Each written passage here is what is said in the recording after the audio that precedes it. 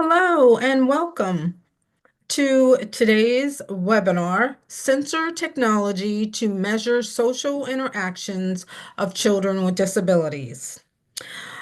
Now I'd like to go over a couple of housekeeping. The closed captioning is located at the bottom of your screen.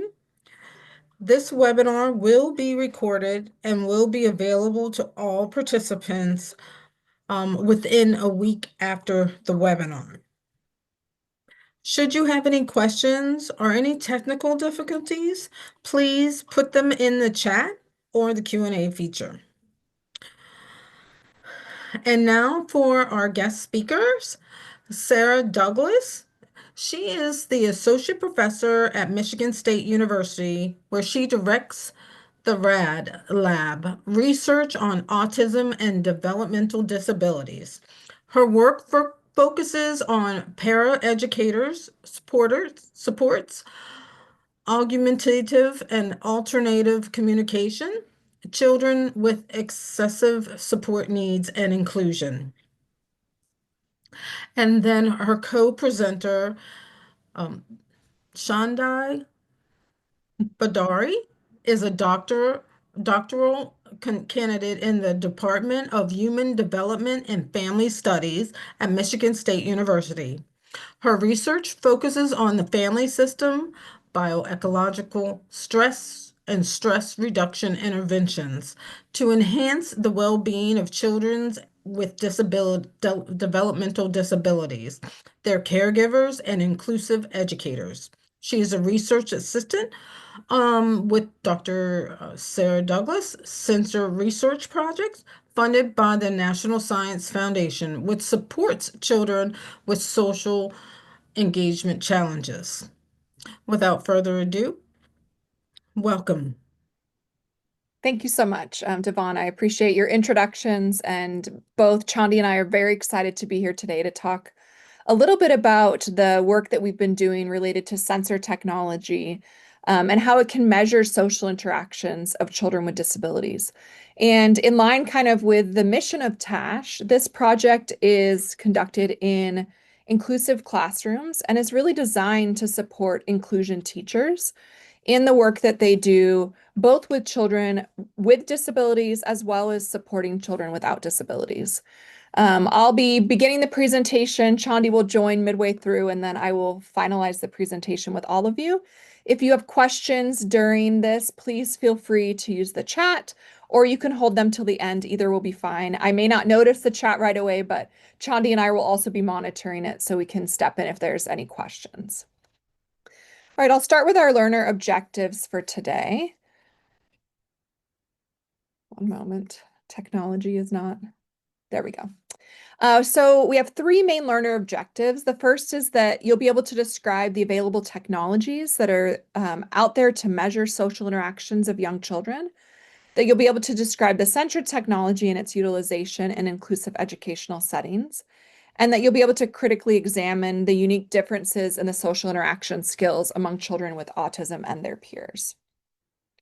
So we'll start with a background. I'll talk a little bit about some of the prior work that I've done in this space, and then we'll move into this particular study's purpose, talk about the methods and results, and then we'll have discussions and sort of next steps in this project. This is part of a 3-year NSF-funded grant.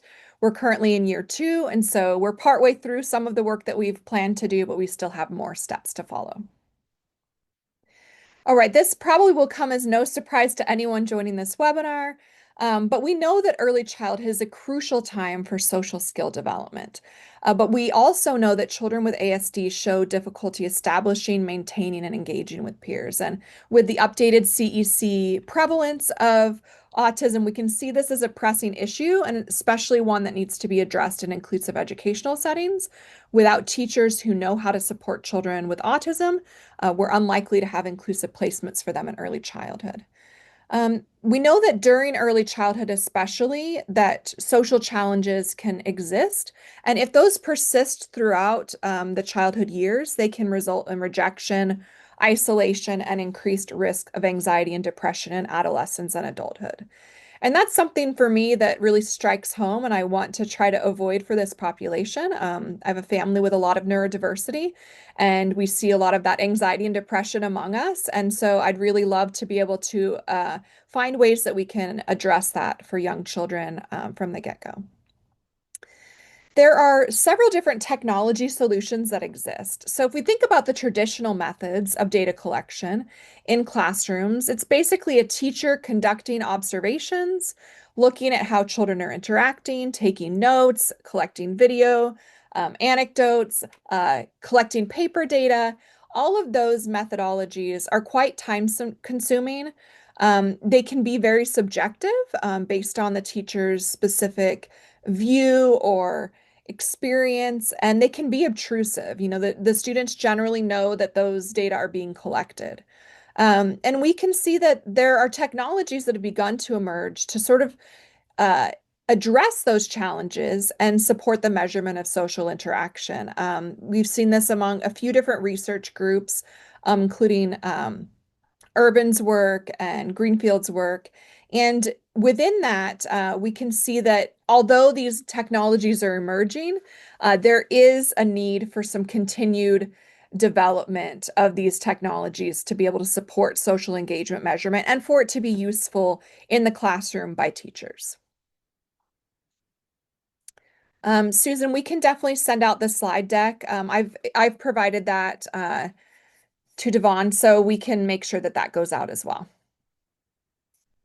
All right.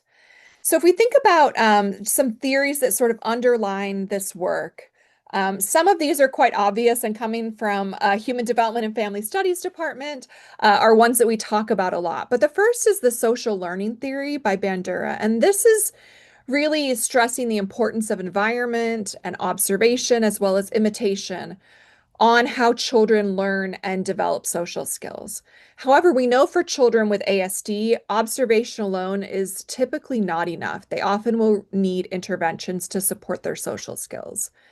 So we also think about behavioral theory, and this is where we use Skinner's work to kind of think about what systematic adjustments can we make to the environment, what kinds of positive reinforcement can we provide, and what kind of professional support can we use to aid in social skill development.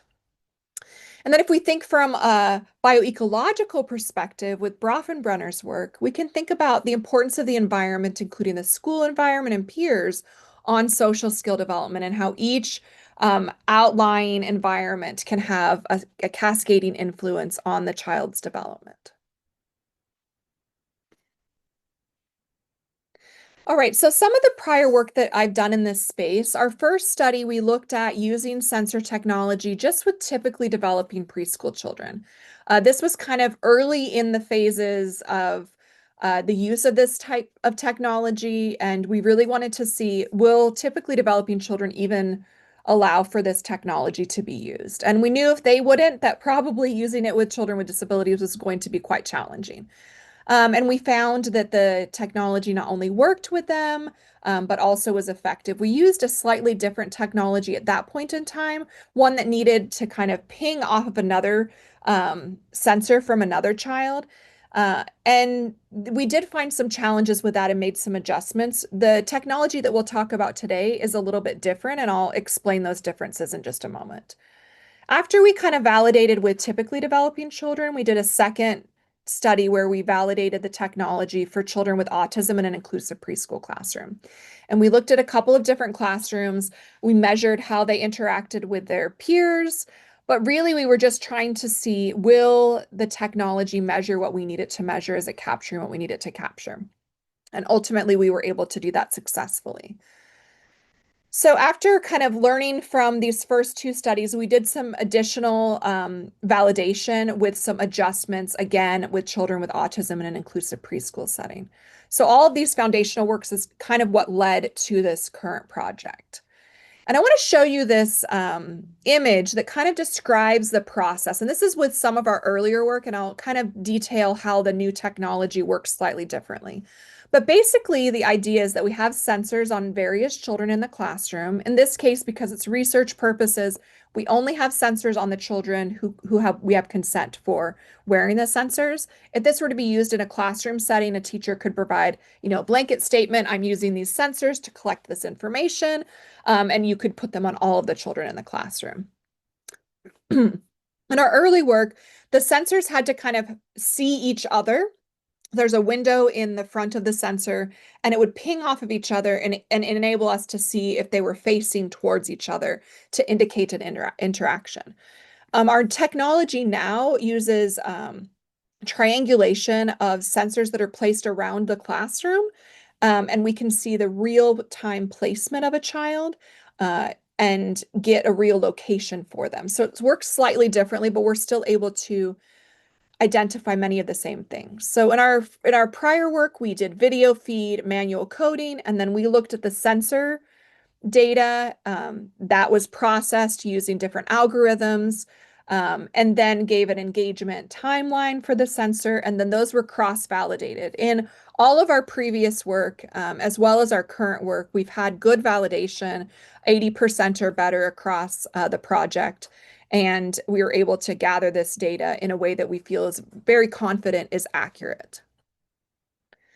All right, so this particular study, what our main purpose was, and the funding did come through the National Science Foundation, is that we wanted to develop a deployable sensor system that can measure these social interactions of multiple children in real time and aid teachers in making intervention decisions to support that engagement. And we're specifically trying to support the engagement of children who may be at risk, so children with autism or other developmental disabilities. Today, we'll share the data about children with autism or a child with autism, and then a child who has a sensory processing disorder. But we're also working to provide the use of this tool with other children, such as those with ADHD, unspecified behavioral challenges, English language learners, and the like. So we see this tool as being very useful across a broad array of different types of children. And our data will kind of show those children who might really be benefit from the use of this technology. All right, Chandi's going to now explain our work and talk about the research questions. Thank you so much, Dr. Douglas. So I will continue the presentation by sharing about our research questions, methods, as well as results.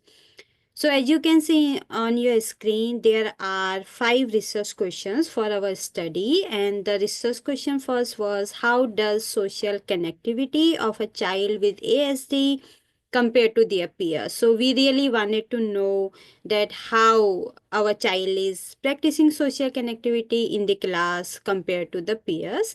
Our second research question is, which peers is the child with ASD most and least connected? So here we clearly wanted to know that, okay, what peer our child is preferring and at what areas. So the research question third was, how do social initiation and terminations are in the classroom for our child with ASD compared to their peers?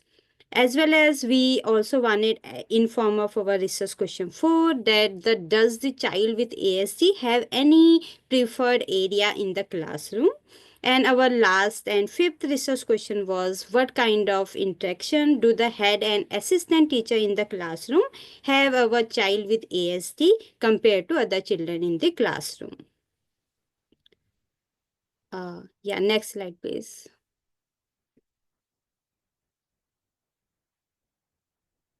Thank you. So to explore these research questions, our study took place in an inclusive early childhood center, and it was particularly a 4-year-old classroom. There was total 17 children, but in our study there was only 10 children because only their parents had signed the consent form for this study. And the classroom was led by 2 main educators, but there was some practicum student as well. And for this study, we focus on our 2 kids, and they have their pseudonym for protecting their identity. So we are saying the child with ASD, Omar, and child with sensory processing disorder, Juniper. So in this table, you can see there are details of gender, age, and race and ethnicity of all 10 kids. And Omar and Juniper were our focus child here. Next slide, please. So now moving on to data collection. So in our method section, you can see there's the a diagram of our classroom, and there are separate areas that like we divided after discussing teachers that what area will be referred for this study purpose. So you can see there are 8 sensor points. Those were wall mounted sensors, so we mounted those sensors on wall. So these are the 8 points. In gray point you can see in your screen, and then there were 2 black points. You can see those were our receivers, receiver 1 and 2, and also our kids and the children, all 10 kids and those 2 teachers were in the classroom. So all 10 kids and 2 teachers were wearing sensors, and there were 8 wall mounted sensors and 2 receivers, receiver 1 and receiver 2. So these sensors helped us to collect the data, and also you can see there is observation room. So at least 2 observers were in the observation room, and they were recording the location as well as behavior of kids as well as teachers, so that we can validate our sensor data with observational coding. And we found that about 80% reliability between the sensor data and recorded observation. So yeah, next slide, please. Okay, so that was how we collected data. Now I want to move on results. So for the first slide, you can see that was the result for our research question 1 and 2. So for first, our research question 1 was, how does social connectivity of child with ASD compare to their peers? So you can see, yeah. So here you can see the highlighted part, that Omar, our kid with ASD, he has peer connectivity in the classroom, like only 36%, and the average of the class was about 60%. So that was low, below to the class average. Whereas interestingly, Juniper was above the class average. So class average was about 61%, and you can see Juniper has about 63% of peer connectivity. So that was an interesting take between our two focus child. As well as our research question 2 was that which peer with the child with ASD was most and least connected. So you can see here that our focus kid Umar was least connected, like there was no connectivity at all with Juniper, whereas he has great connectivity with Fun. So that was an interesting take, as Dr. Douglas mentioned, that sometimes the teachers and other educators believe that the kid with disability will become friend or they can understand themselves. But here, interestingly, we can see that those kid with like focus kid with disabilities doesn't have any connectivity in the classroom. So that was an interesting take from this study. As well as Fun was a typically developing child, but they have really great connection with Omar. So that was again to see that how the social engagement is taking place in the classroom. Next slide, please. Thank you. So our research question 3 was, how do social initiation and terminations are taking place in the classroom for the child with ASD compared to their peers?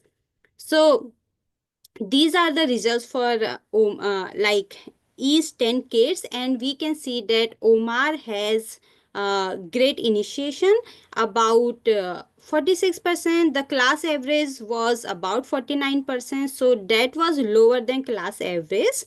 However, it was more than Carla and as well as Hugh. So you can see Carla and Hugh were about 39%, but Omar has great initiation, like more than that. But later we found out from the teacher that Carla has some physical issues with her peers, and as well as the Hugh is like really shy in the classroom. So those were the reasons why their initiation is less than Omar, and Omar also has like lower than class average.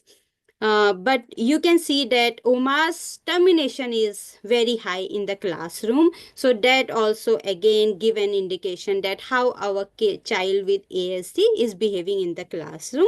But you can see interestingly, Juniper has higher rate of termination, even higher than Omar. So that was showing that how Juniper is very high in even in like she was higher than class average in initiation, but the termination part was very high for Juniper's behavior.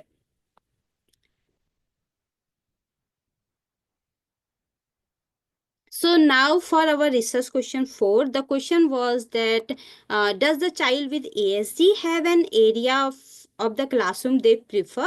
So you can see that is the layout of our classroom, and we have divided the classroom areas.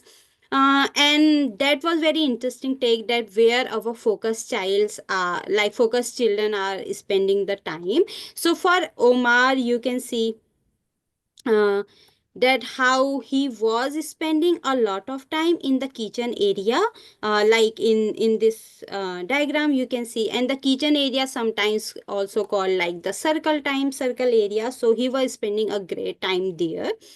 And also like if you will see where he is not, like the Omar is not visiting, so the science table, snack table and art table, so they were like least preferred areas for Omar. So that's a very interesting take to share even with teachers in the classroom, that what kind of activity Omar is really preferring and where Omar is least interested. So that can also help like teachers to understand that. Perfect. Chani, before we move on, can we had one question about terminations and in the chat. And Susan, you're absolutely right. The termination just means the child who leaves that interaction first. So they're the ones ending that interaction. So I just wanted to clarify that before we moved along. Yeah, that was a great question. Thank you, Dr. Dalis. Okay, so now our last and fifth research question was what level of interactions our head teacher and assistant teacher were doing with child with ASD as well as in compared to others children in the classroom. So that was great to see that the Omar interacted with head teacher 16% of the time, whereas the class average were about 10%. So it shows that how head teacher was readily available there. And for assistant teacher, the Omar interaction was only 4%. But the total range, like if you will see the total percentage, that was about 10% of interaction with teachers. So that was like 10% interaction for every other kid for teachers, as well as that was same with Omar. But in Omar case, head teacher was more interacting with Omar compared to other kids. So that was the interaction time study findings. So those were our study findings regarding all 5 research questions about how sensor technology in the classroom helping us to understand children's social engagement. Now I'll invite Dr. Douglas to discuss the findings. Thank you. Excellent. And Chandi, feel free to chime in as I'm discussing if anything, you feel like there's anything else I need to talk about. So I'm Sure. going to start first with Omar. So we really were using Omar kind of as our primary target child in this classroom. We felt that based on all the children that we had participating in the study, that Omar had the most likely needs for social interaction supports. And what we really learned from the way that we were able to collect data using the sensor system is that one, Omar had a lot lower social connectivity with his peers in the classroom than other peers had with children. And that's not surprising. We know that children with autism may have difficulty making social connections with peers. We would sort of expect that to be the case, but to actually see what other children are achieving as far as social connection in the classroom and comparing that to Omar really gives us a very clear picture of exactly where his development is socially. We also learned that Omar is most connected to Fern. A lot of times when we're making decisions about who might be a good peer match for peer mediated intervention, teachers are making decisions based on who might be really good at carrying out that peer mediated intervention, or often who is the most likely to follow directions, sometimes who is the most teacher-like. Uh, I know from personal experience with my own children as a teacher, and then also my experience as a child in classrooms, is sometimes the child that's picked for to be the peer model may not be the most natural friend or friendship connection for that child. But it might be more the teacher's preference of the skills they want that child to pick up. And so I think knowing that Omar already has a connection to Fern is a really good insight to be able to make decisions about peer mediated interventions. If we think about choice and self-determination and friendship and everything that we know about how we need to go about this work, we know that Omar's preference for Fern and Fern's preference for Omar is a really, really good indicator about an intervention being effective as far as friendship goes. So I think that's a really meaningful piece of what this tool can accomplish and something that I feel like takes out um,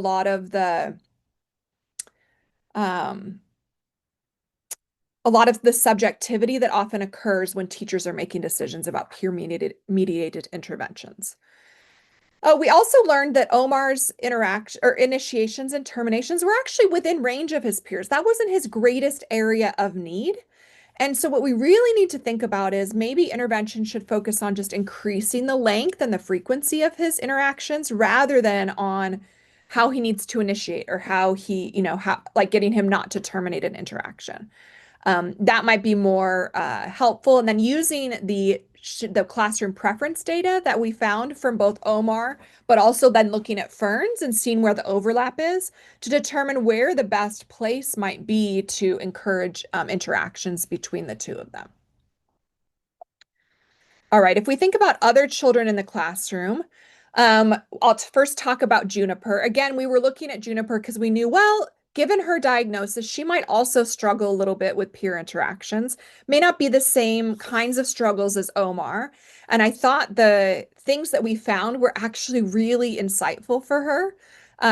She was very well connected. She had strong initiations, meaning that she's willing to go out there and start interactions with her friends.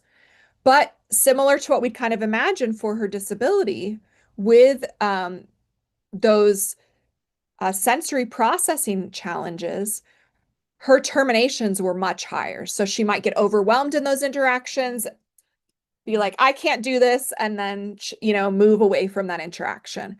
So, what really Juniper could benefit from is an educator who supports her in how to manage when she's really struggling in maintaining an interaction and not wanting to terminate the interaction. There might be good strategies, but the teacher might also be able to give insight as, actually, I'm glad that she's terminating the way that she is. That's a very positive way for her to deal with her sensory overload, like she's doing the things that we've taught her. So those are really important insights, I think, and important ways to measure how Juniper's doing socially. We also noticed a few other things in the study that I think are of interest. So the first is that Carla and Hugh had the very lowest level of peer initiations. And we noticed that there were some reasons for this. Carla had some behavioral challenges, sometimes with peers and getting physical. So, going to interact with peers might be a little bit difficult for her. And Hugh was a bit shy. So we know that initiations for a child who's more shy may be less frequent, but both of them might be great and might benefit from educator support to better help initiate those social interactions. And so I think what this tool has the capacity to do as well is kind of tune the teacher into children that they may not be recognizing as needing some additional support and really targeting what kind of support the child might need. Similarly, we saw that Fern and Gon showed really low levels of connectivity between peers. And so they may benefit from some educator support to help them better integrate socially into the classroom. When we look at social networking research, we know sometimes connecting one child to another can help build their social network and their connectivity between peers.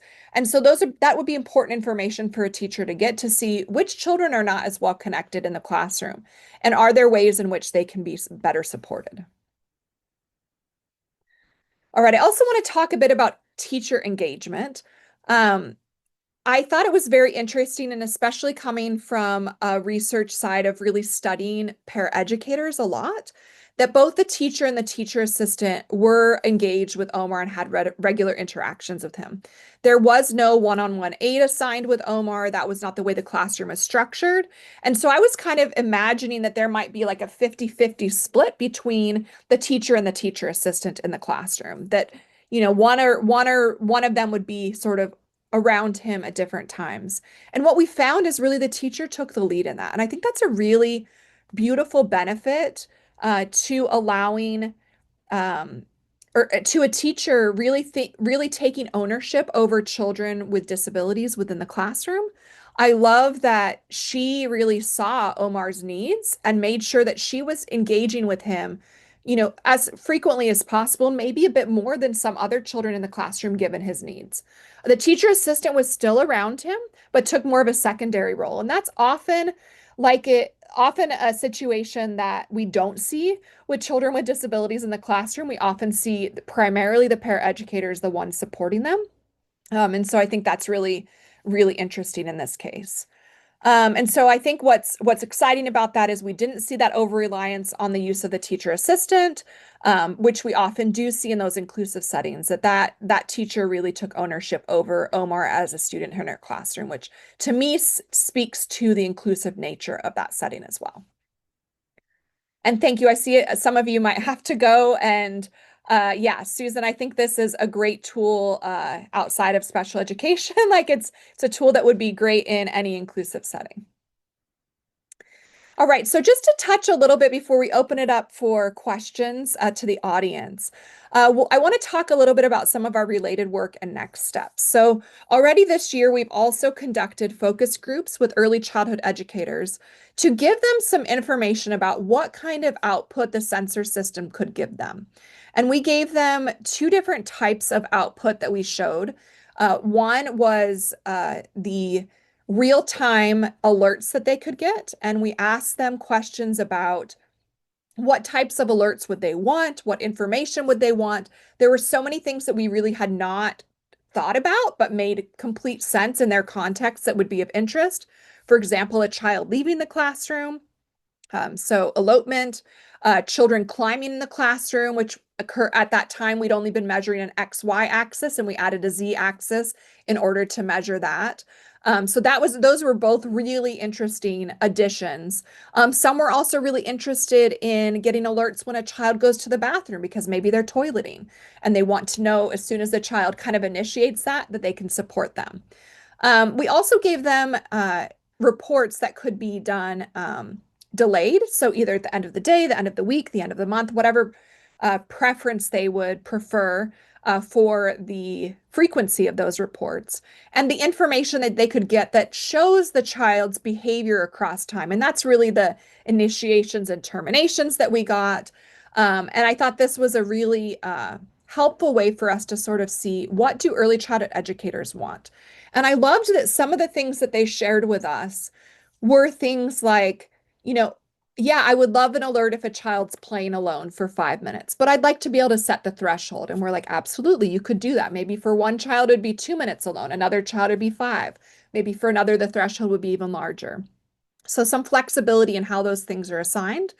I also thought it was really interesting that they were so excited about the use of this tool. They're also very cautious about how the tool would and would not be used. And so I think that's a really important consideration when implementing this tool. Many of them felt that paraeducators in their classrooms would be very concerned if this information would be used to say they were doing things well or not. But really, the tool is designed to give information about the children, not to be kind of a big brother to adults in the classroom. And so I would caution as we kind of move forward this type of technology that we use it as an instructional informational tool. And that even if we do notice things that adults are doing or not doing in the classroom, that we use that as a moment to teach and train and educate rather than as a punitive tool.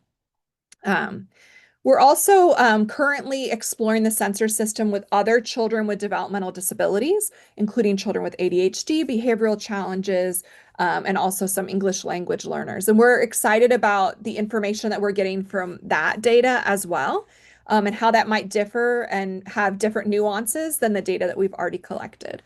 And then finally, our final piece of the project is to develop an output system that really early childhood educators can use in the classroom with the sensor system to make instructional decisions. So we're very excited about that potential. And those last pieces of work, they're kind of big things to accomplish, but we're excited about doing that. All right. And we want to just give some acknowledgments. We've been working very closely throughout the course of this project with an engineer on campus named Subir. In this year of work and on this project, we've worked with a number of different engineering doctoral students as research assistants, and we've listed all of them here, as well as the funding that we've received from the National Science Foundation. So we just want to acknowledge the importance of all of that work.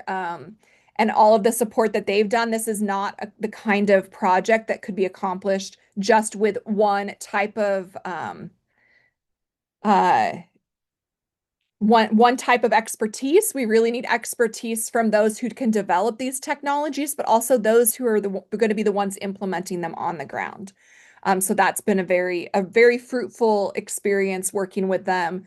And it's been very fun to sort of see their interactions also in the classroom with children as we've been collecting data and kind of learning from each other. I also wanted to include a number of different relevant publications, some of which are currently under review or in preparation. We're very excited about all of this work. Lots of time and effort given to these, but if you're looking to kind of find this work in the literature, much of it is forthcoming, but there already is some work out there. So this time I would like to just open it for questions. If anyone has questions, we can do that. I'm just going to stop sharing. Again, these slides will be sent out with the recording, so you'll be able to have access to all of this. So we'll open it up for questions to everyone.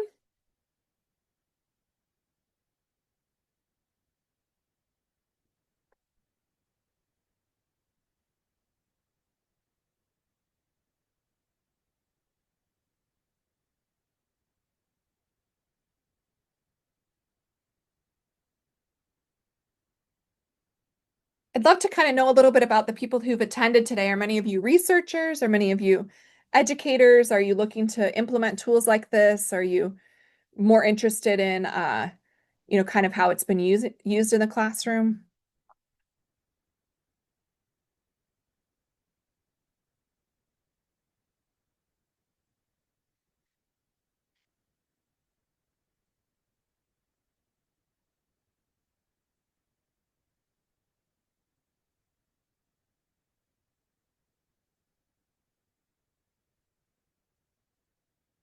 Mhm.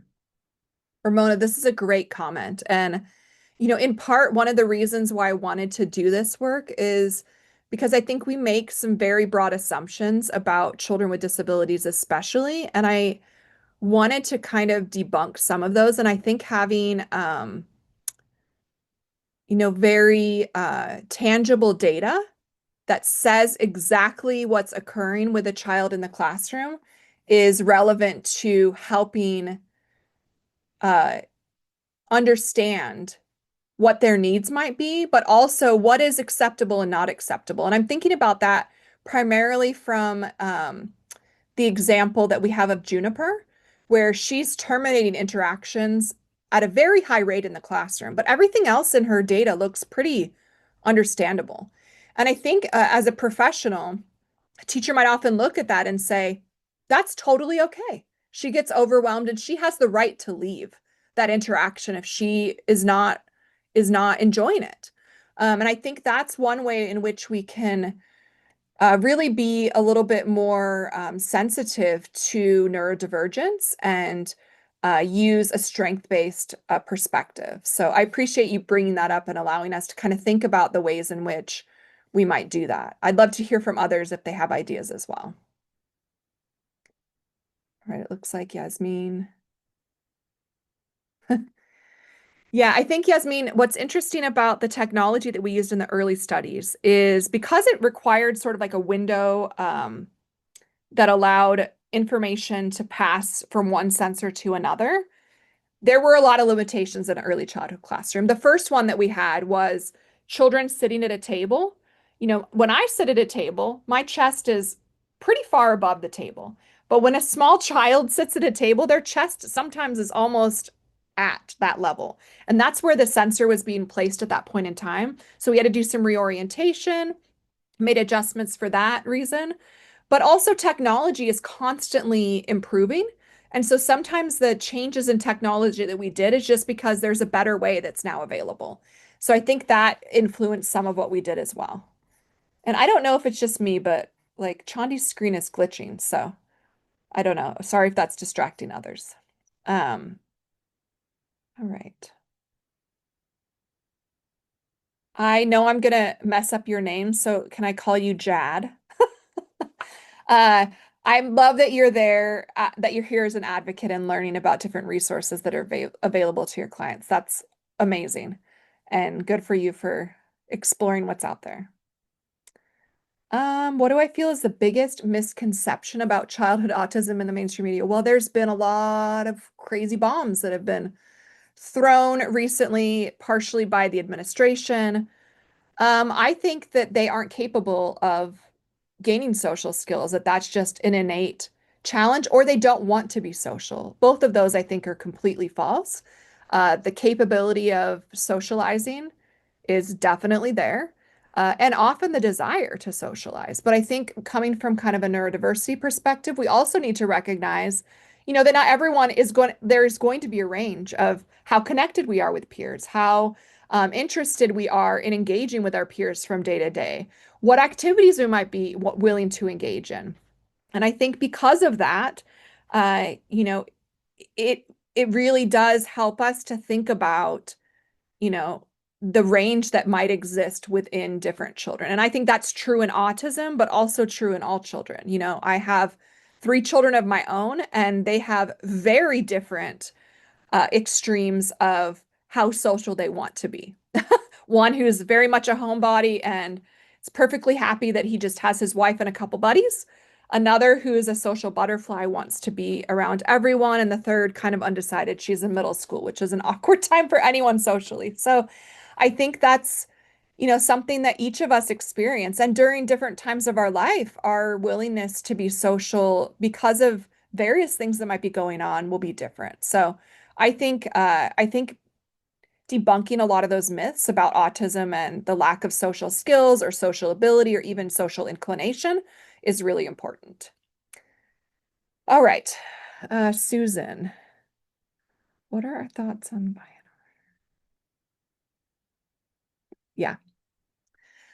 Susan, I see that's where this is going in the future. I don't know exactly how long it will take to get there. I've been working in academia since 2011, and I'm a little surprised at how slowly some things go, but I think something like this could uptake quite quickly when it actually takes off.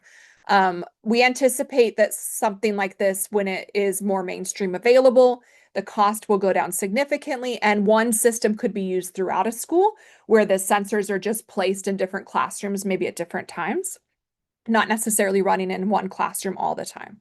And I think for that reason, there is like a really big need to also conduct studies to identify the best ways to teach teachers to use this tool in ways that will help them make use of its capabilities, but also not use the tool in ways that would be inappropriate. So I think I see that coming down the pike, but I'm guessing, maybe another 5 years before you really see this in classrooms, since things take a while.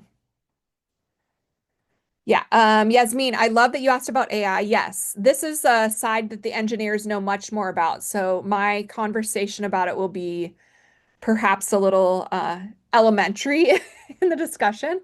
But AI is being used to analyze the patterns of interaction in the data. They have various algorithms that they're using, and they will continue to leverage AI in ways that will help us to figure out how to make the most of the data and also to make the most of personalization of the intervention. We've submitted other studies that have not been funded where we wanted the system to try to like smartly identify different interventions based on the algorithms and the patterns that they're seeing within the algorithms. And that the world wasn't ready for that at that time. So, but I do see that going that way in the future. That when the data is saying one thing, that it might alert a teacher to say, consider, this peer for this intervention, something of that nature, where it's not just going straight to a report where the teacher then has to interpret, which personally I think is, from an educator standpoint, really important because they have a lot of other information. But there could be ways in which the system could kind of make some of those decisions for you and recommend them, and could get smarter by the teacher saying, I'm not going to do that. Like, there's a reason why I'm not making that decision, and either ignore the decision, say no to the decision, or do what the system is recommending. So I think that's a really cool future direction of this. But again, we got to find the funder who thinks that that's that's relevant and not too science fiction. So I can see, there's some people that have concerns with, a computer, I guess, making a decision for an educator, but it has to have that human in the loop for the human to say, no, that's not the right decision. I don't like that decision. That's not going to work. So I think as long as the human stays in the loop, that those types of use of AI is relevant. Yeah. Yeah, too much AI without human in the loop goes bad fast. So I think as long as we keep that human there, we're safeguarding ourselves. So, all right, any other questions? We still have a little bit of time.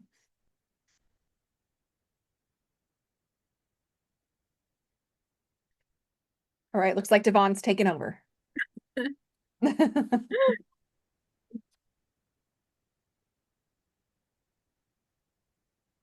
Oh, yes. Okay. Yeah, if anyone would like to reach us, I will put my email in the chat, In the but it chat. looks like maybe Sandra's also wanting to talk to Susan. I don't know if that's what's happening, so. Okay, but this is my email address. Chandi, if you want to put yours in as well. Anyone is welcome to reach out if you have interest in this kind of project. Given the current landscape of federal funding, we are exploring the potential of foundation funding as well, but we anticipate continuing to do all of this. So, oh, Susan, I love your idea about students who've experienced trauma. I think some of this can be a much more accurate way maybe to get a pulse on the behaviors that they're engaging in because they might be kind of subtle, but also helping understand kind of where they're at on different days, and helping them navigate that in a more supportive and less punitive way. So I think that's really, really important. And I've been in some recent trainings that focus a lot on the overlap of autism and trauma, and how we can't always tell the difference between an autistic behavior, right? One that might be determined autistic, and how some people might also display trauma.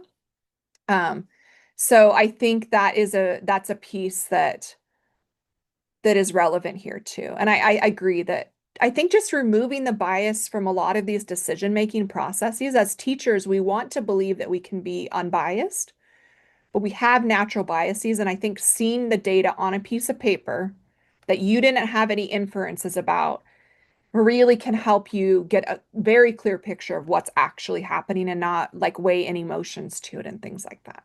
So love that. I guess Sandra is really wanting Susan's email. So Susan, if you want to add that in the chat.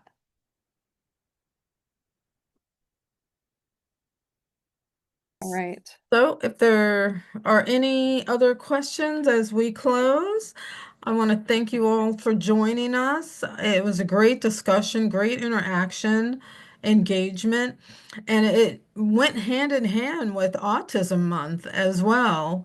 And so I'm happy that it was able to coincide. Um, it wasn't even planned, but that it just worked out. So I'm Yes. great that that worked out. All Thank you right. again and take care. Have a wonderful day. Thanks, everyone. Bye. Have a good day.